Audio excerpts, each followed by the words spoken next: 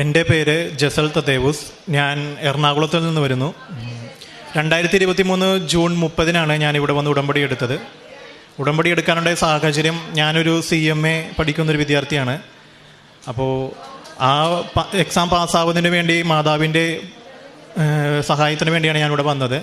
അതിനു മുമ്പ് എൻ്റെ ജീവിതം എന്ന് പറഞ്ഞാൽ വളരെ ഇപ്പോഴത്തെ യൂത്തിനുണ്ടാകുന്ന എല്ലാ ഹാബിറ്റ്സുമായിട്ട് ദൈവത്തിൽ നിന്ന് വളരെ അകന്നാണ് ജീവിച്ചിരുന്നത്. അങ്ങനെ ഡിഗ്രി കാലം കഴിഞ്ഞു, വളരെയധികം സപ്ലൈ ഉണ്ടായി. ഇനി പഠിക്കേണ്ടെന്നുള്ള രീതിയിലായിരുന്നു ഞാൻ ജീവിച്ചുകൊണ്ടിരുന്നത്. അങ്ങനെ ഒരു നിമിഷം എനിക്ക് പെട്ടെന്ന് ഇനി ഭാവിയിൽ എന്ത് എന്നുള്ളൊരു ചിന്ത വന്നപ്പോൾ പിന്നെ ദൈവത്തിലേക്ക് ഞാൻ തിരിഞ്ഞു. കാരണം വേറൊരു വഴിയില്ലാത്ത വന്നപ്പോൾ ഞങ്ങൾ ദൈവത്തിലേക്ക് തിരിഞ്ഞു. ഞാനങ്ങനെ CMAക്ക് പഠിക്കാൻ കയറി. അപ്പോഴും പക്ഷേ എൻ്റെ ചിന്തയെന്ന് പറഞ്ഞത് ഇപ്പം പഠിക്കാം, പ്രാർത്ഥിക്കാം, ഇനി പിന്നെ പാസ്സായി കഴിഞ്ഞ് പഴയതുപോലെയായിരുന്നു. അങ്ങനെ ഞാൻ CMA നന്നായി പഠിച്ചു. വളരെയധികം ഹാർഡ് വർക്ക് ഇട്ട് വളരെ രാത്രിയും പകലും നന്നായി കഷ്ടപ്പെട്ട് ഞാൻ അങ്ങനെ പഠിച്ചു. പരീക്ഷ എഴുതി, പക്ഷെ ഞാൻ പൊട്ടി. നന്നായി കോൺഫിഡൻസ് ഉണ്ടായിരുന്നു ജയിക്കുമെന്ന്, പക്ഷേ ഞാൻ തോറ്റു. ആ ഒരു സാഹചര്യത്തിലാണ് ഞാനിവിടെ വരുന്നത്. എൻ്റെ ഫ്രണ്ട് പറഞ്ഞിട്ടാണ് ഞാനിവിടെ വരുന്നത്. അപ്പോൾ ഞാൻ അവനോട് ചോദിച്ചു, ഇവിടെ വന്ന് ഉടമ്പടി എടുക്കുമ്പോൾ നമ്മ ഇങ്ങനെ ജീവിച്ചിട്ട് ഇനി പെട്ടെന്ന് ദൈവത്തിലേക്ക് തിരിഞ്ഞാൽ എന്ത് തോന്നും, മറ്റുള്ളവർക്കാണെങ്കിലും കർത്താവിനാണെങ്കിലും എങ്ങനെ ഫീൽ ആവുമെന്ന് തോന്നിയപ്പോൾ ചോദിച്ചപ്പോൾ അവൻ പറഞ്ഞു, ചിലപ്പോൾ ഇങ്ങനെ ഒരു സാഹചര്യം തന്നത് നമുക്ക് ദൈവത്തിലേക്ക് തിരിച്ചു വരാനായിരിക്കും എന്നാണ് അവൻ എന്നോട് പറഞ്ഞത്. അങ്ങനെ ഞാനിവിടെ വന്ന് ഉടമ്പടി എടുത്തു. ഉടമ്പടി എടുത്ത് ഞാൻ നന്നായി ഉടമ്പടി കാര്യങ്ങളെല്ലാം ചെയ്തു, ഇപ്പോഴും ചെയ്യുന്നുണ്ട്. അങ്ങനെ എല്ലാ കാര്യങ്ങളും മുന്നോട്ട് പോയി. അങ്ങനെ ഞാൻ എക്സാമിന് രജിസ്റ്റർ ചെയ്യുന്ന സമയത്ത് സാമ്പത്തികമായി കുറച്ച് ബുദ്ധിമുട്ടുണ്ടായി. കാരണം 10-20,000 മുകളിൽ വേണം CMA എക്സാം എഴുതണമെങ്കിൽ.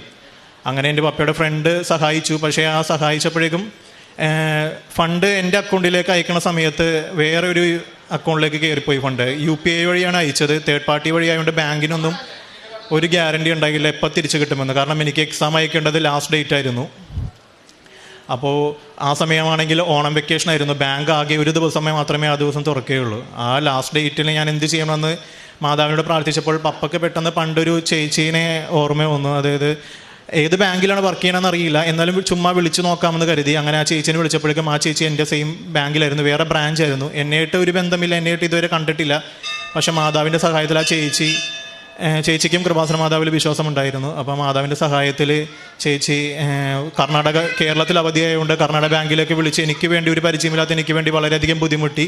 ആ ഒരു ദിവസം കൊണ്ട് തന്നെ എൻ്റെ അക്കൗണ്ടിലേക്ക് ഫണ്ട് തിരിച്ചു കയറി. കാരണം റൂൾസ് പ്രകാരം നമ്മൾ UPI വഴി ഫണ്ട് മിസ്റ്റേക്ക് എന്തെങ്കിലും പറ്റിക്കഴിഞ്ഞാൽ നോർമലി കുറച്ചധികം ദിവസം പിടിക്കും. ആ ഒരു സാഹചര്യത്തിലാണ് മാതാവിൻ്റെ സഹായം കൊണ്ട് എനിക്ക് വെറും ഒരു ദിവസം കൊണ്ട് തന്നെ ഫണ്ട് തിരിച്ചു കയറി. ഞാൻ എക്സാമിൻ്റെ ഡേറ്റ് എടുത്തു, അങ്ങനെ എക്സാം എഴുതി.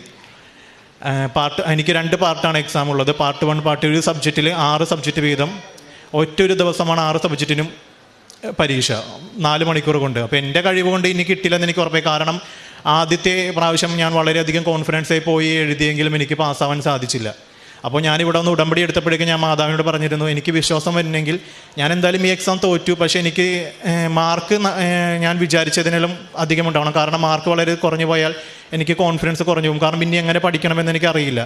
അങ്ങനെ റിസൾട്ട് വന്നപ്പോഴേക്കും എനിക്ക് 500-ൽ 360 വേണം പാസ്സാവാൻ. എനിക്ക് 320 മാർക്ക് ഉണ്ടായിരുന്നു. കാരണം ഈ എക്സാം എന്ന് പറഞ്ഞാൽ 100 MCQയും 2 essay ക്വസ്റ്റ്യനാണ്. 100 MCQയിൽ 50 MCQ പാസ്സായാൽ മാത്രമേ നമുക്ക് essay ക്വസ്റ്റ്യൻ എഴുതാൻ പറ്റുള്ളൂ. 50 ക്വസ്റ്റ്യൻ പോലും ശരിയാകാതെ എനിക്ക് 320 മാർക്ക് മാതാവിൻ്റെ അനുഗ്രഹത്താൽ എനിക്ക് ലഭിച്ചു. അപ്പോൾ എനിക്ക് മനസ്സിലായി ഉടമ്പടിയിൽ എന്തൊക്കെയോ ഉണ്ടെന്ന്. അങ്ങനെ ഞാൻ വളരെയധികം ആത്മാർത്ഥമായി പ്രാർത്ഥിച്ചു. അങ്ങനെ പാർട്ട് 2 ഞാൻ എക്സാം എഴുതി പാസ്സായി.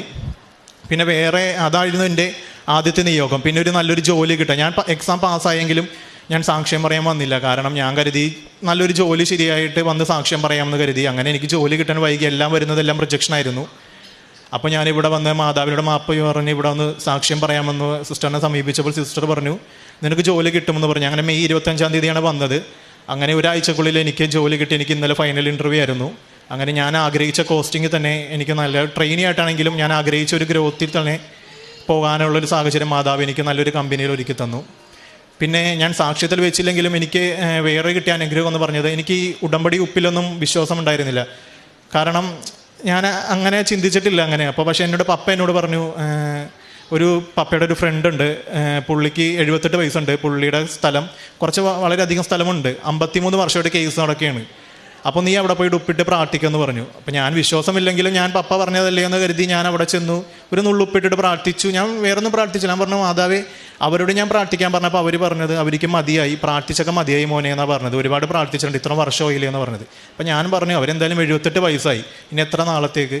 അപ്പോൾ മാതാവ് അവരെ തിരിച്ച് വിശ്വാസത്തിലേക്ക് കൊണ്ടുവന്ന് പ്രാർത്ഥിച്ചു. ഉപ്പിട്ട് പ്രാർത്ഥിച്ചതിൻ്റെ 2 ദിവസം കഴിഞ്ഞപ്പോഴേക്കും ഒരു ഫേമസ് ആയിട്ടുള്ള അഡ്വക്കേറ്റ് ഞങ്ങളെ ഇങ്ങോട്ട് സമീപിച്ച് പറഞ്ഞു, ആ കേസും സ്ഥലവും ഞാൻ ഏറ്റെടുത്ത് കൊള്ളാം, ഒരു ന്യായ പൈസ പോലും വേണ്ട കേസിന് വേണ്ടി, കാരണം ഇത്ര വർഷങ്ങളായിട്ട് ലക്ഷങ്ങളാണ് കേസിന് വേണ്ടി മുടക്കിയത്, എങ്ങും കേസ് എത്തിയില്ലായിരുന്നു. ആ സമയത്താണ് 2 ദിവസത്തിനുള്ളിൽ ആ വക്കീൽ ഇങ്ങോട്ട് സമീപിച്ച് നമ്മളോട് പറഞ്ഞത്, ആ കേസും സ്ഥലവും ഞാൻ ഏറ്റെടുത്തോളാം എന്ന് പറഞ്ഞത്. അത് എനിക്ക് വളരെ വിശ്വാസത്തിലേക്ക് വന്നു. അങ്ങനെ അതായിരുന്നു എനിക്ക് കിട്ടിയ ഉടമ്പടിയിൽ നിന്ന് ലഭിച്ച അനുഗ്രഹം. പിന്നെ എൻ്റെ പ്രേക്ഷിത പ്രവർത്തനം എന്ന് പറഞ്ഞത്, ഞാനിപ്പോൾ ഉടമ്പടി ജൂൺ 30, 2023 എടുത്തു. ഈ നിമിഷം വരെ എല്ലാ മാസവും ഞാനിവിടെ വന്ന് പത്രം വാങ്ങി കൊണ്ട് വിതരണം ചെയ്യുമായിരുന്നു. ആദ്യത്തെ സമയങ്ങളിൽ ഞാൻ വീടിൻ്റെ അടുത്തുനിന്ന് മാറി ഓരോ വീടുകളിൽ കയറി ഇറങ്ങി പത്രം ഞാൻ എൻ്റെ ഫ്രണ്ടും കൂടി കൊടുക്കുമായിരുന്നു. പിന്നെ ഓട്ടോ സ്റ്റാൻഡുകളിൽ കൊടുക്കുമായിരുന്നു. പിന്നെ അച്ഛൻ്റെ ധ്യാനത്തിൻ്റെ സമയത്ത് അച്ഛനൊരിടക്ക് പറഞ്ഞു, നമ്മുടെ വീടിൻ്റെ അടുത്ത് നമ്മൾ കൊടുക്കണമെന്ന് പറഞ്ഞു. ഞാനിപ്പോൾ പിന്നെ അങ്ങനെ പത്രം വന്ന് വാങ്ങിയ ദിവസം തന്നെ വൈകിട്ട് ഞാൻ ഇറങ്ങി വഴി കൂടി പോകുന്ന ആൾക്കാരും ഓരോ വീടുകളിലും കയറി ഞാൻ പത്രം കൊടുക്കുമായിരുന്നു. പിന്നെ പ്രേക്ഷിത പ്രവർത്തനം, മറ്റൊരു പ്രേക്ഷിത പ്രവർത്തനം എന്ന് പറയുന്നത്, ഇവിടെ ഇടുന്ന സാക്ഷ്യങ്ങൾ ഞാൻ ചെറിയൊരു ഷോർട്സ് ആക്കി. കാരണം ഈ കാലഘട്ടത്തിനുള്ളിൽ വിശ്വാസമില്ലാത്ത ആൾക്കാർ ഒരുപാട് ടൈമൊന്നും സ്പെൻഡ് ചെയ്യില്ല വീഡിയോ കാണാൻ വേണ്ടി. അപ്പോൾ ഞാൻ ഈ സാക്ഷ്യങ്ങൾ മൊത്തം 1 മിനിറ്റിലേക്ക് ഒരു സാക്ഷ്യം ഷോർട്ടാക്കിയിട്ട് യൂട്യൂബിൽ അങ്ങനെ അപ്ലോഡ് ചെയ്യും. അപ്പോൾ 50 പേര് കണ്ടാലും എനിക്ക് സമാധാനമാണ്. കാരണം അത്രയും ഇതിലേക്ക് മാതാവിൻ്റെ കാര്യം എത്തിയല്ലോ എന്ന് ഓർക്കും. അത് 50ആയി, പിന്നെ 10,000 അങ്ങനെ കയറി വളരെ സന്തോഷമുണ്ട്. കാരണം അതിലേക്ക് ഞാൻ കാരണം മാതാവിലേക്ക് ഒരുപാട് പേര് എത്തിയെന്നുള്ളത്. ഞാൻ ആ വീഡിയോൻ്റെ അടിയിൽ ഇവിടുത്തെ ചാനലിൻ്റെ ലിങ്കും പിന്നെ ആ ഒഫീഷ്യൽ വീഡിയോൻ്റെ ലിങ്കും ഞാൻ കൊടുക്കും. കാരണം ആ ഷോർട്സ് കണ്ടിട്ട് അവർ ഇതിലേക്ക് മെയിൻ വീഡിയോയിലേക്ക് വന്ന് കൃപാസനത്തിലേക്ക് അടുക്കട്ടെ എന്നുള്ള രീതിയിൽ. കാരുണ്യ പ്രവൃത്തി എന്ന് പറയുമ്പോൾ എന്നാലാവുന്ന വിധം ഞാൻ സാമ്പത്തികമായിട്ടും ഫാമിലി എല്ലാവരുമായിട്ട് മറ്റുള്ളവരെ സഹായിക്കാറുണ്ട്. പിന്നെ മിക്ക വിശേഷ ദിവസങ്ങളിലും മിക്ക ഞായറാഴ്ചകളിലും ഞങ്ങൾ വീട്ടിൽ തന്നെ പൊതിച്ചോറ് തയ്യാറാക്കി വഴിയരികളുടെ ആൾക്കാർക്ക് കൊടുക്കാറുണ്ട്. പിന്നെ ഞാനും എൻ്റെ അനിയനും കൂടി ഓൾഡ് ഏജ് ഹോമിൽ പോയി അവരെ സഹായിക്കാറുണ്ട് ഓരോ കാര്യങ്ങൾക്കായിട്ട്. ഇത്രയും അനുഗ്രഹങ്ങൾ തന്ന മാതാവിനും ഈശോയ്ക്കും 1000 നന്ദി.